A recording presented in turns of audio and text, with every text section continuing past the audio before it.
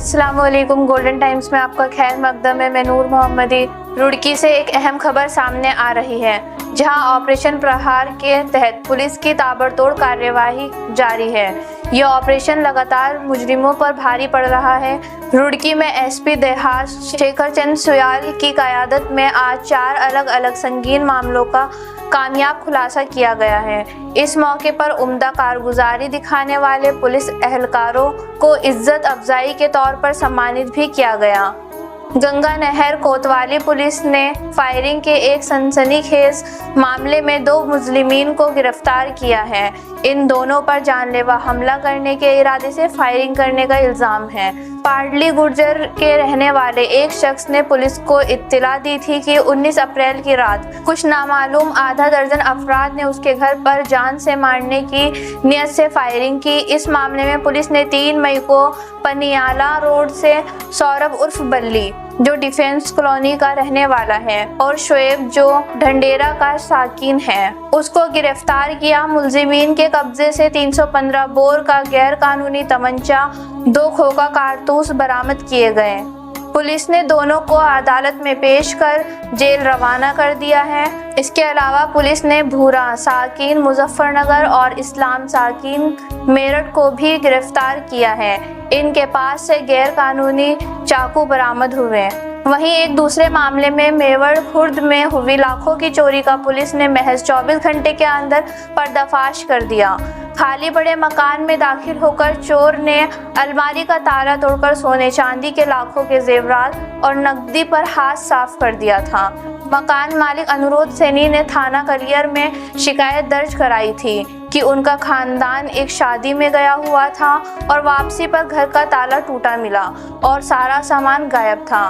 Police ने फौरन कार्यवाही करते हुए गुलशेर साकिन लंदोरा को गिरफ्तार कर लिया और चोरी का 100% सामान बरामद कर लिया। मुलजिम को जेल भेज दिया गया है और उसके आपराधिक रिकॉर्ड की तफ्तीश देखे गए। सर्विलांस पे काम किया गया तो फाइनली एक अभियुक्त जिसका नाम गुलशेर पुत्र नासिर है, लंडोरा मंगलोर थाना क्षेत्र का रहने वाला है, जिस पे पहले से ही 5-6 मुकदमे ऑलरेडी दर्ज हैं चोरी के और आर्म्स एक्ट के।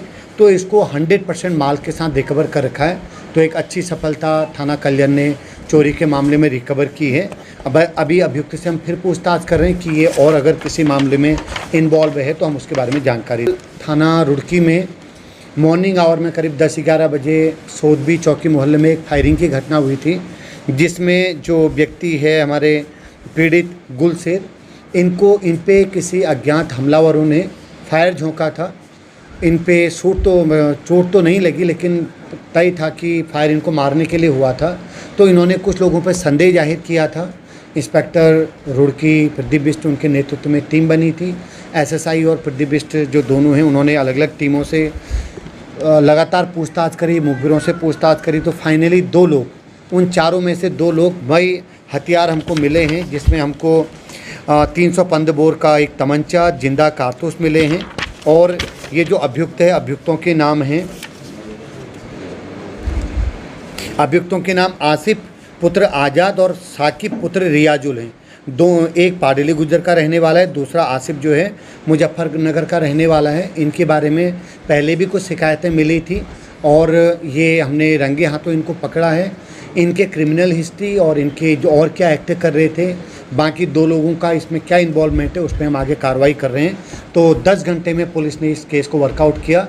तो पूरा थाना तारीफ के काबिल उन्होंने काम कर रखा है। और नहर में 2 बड़ी घटनाओं का आज हम खुलासा करने जा रहे हैं।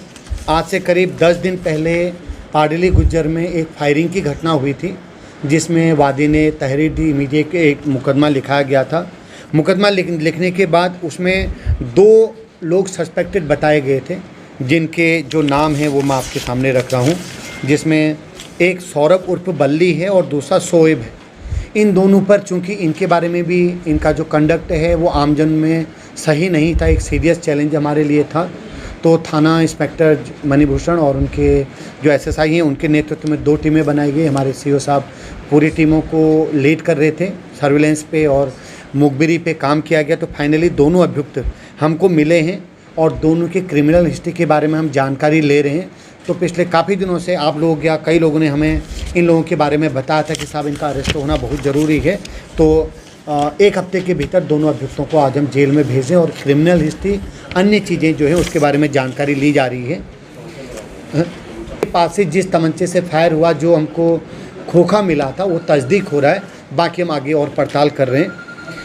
गंगनहर थाना क्षेत्र में कल एक सूचना एक पीड़ित ने हमको दी। पीड़िता जो 17 साल की कहीं फैक्ट्री में काम करती हैं, वो अपने परिजनों के साथ आई थी। उन्होंने कहा कि एक व्यक्ति जो उनको बहला फुसला करके कहीं लेके गया, उसने उसके साथ गलत काम किया और ये संदेह व्यक्त किया कि कुछ और लोग भी उसके साथ हो सकते हैं, क्योंकि वो नशे की स्थिति में उसने अपने आप को पाया। तो इमीडिएट इसमें मुकदमा लिखा गया और कल रात जिस व्यक्ति पे उन्होंने संदेह जाहिर किया था कि ये मेरा दोस्त है, ये इसका मास्टरमाइंड है, उसको हमने पकड़ा।